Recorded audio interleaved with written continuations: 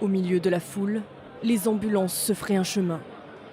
Après l'attentat qui a fait plus de 100 morts à Kerman dans le sud de l'Iran cet après-midi, de la fumée s'échappe près de la tombe du général Qassem Soleimani, homme clé du régime, dont les Iraniens célébraient le 4e anniversaire de la mort lorsque la double explosion a eu lieu.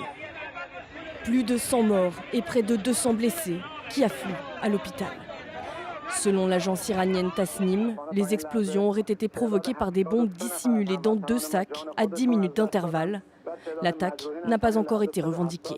Il y a 2 possibilités, soit que ce soit l'opposition iranienne qui est très forte et qui est habituée à faire de ce genre d'opération. La deuxième possibilité, c'est Israël, ou bien les deux en même temps.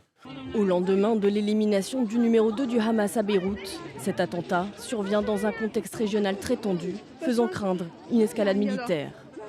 Dans un message envoyé à son homologue iranien Ebrahim Raïssi et à l'ayatollah Ali Khamenei, Vladimir Poutine a condamné l'attaque. L'assassinat de personnes pacifiques visant un cimetière est choquant par sa cruauté et son cynisme. Nous condamnons fermement le terrorisme sous toutes ses formes. Dans un communiqué, l'Union européenne a elle aussi condamné l'attaque et exprimé sa solidarité avec le peuple iranien.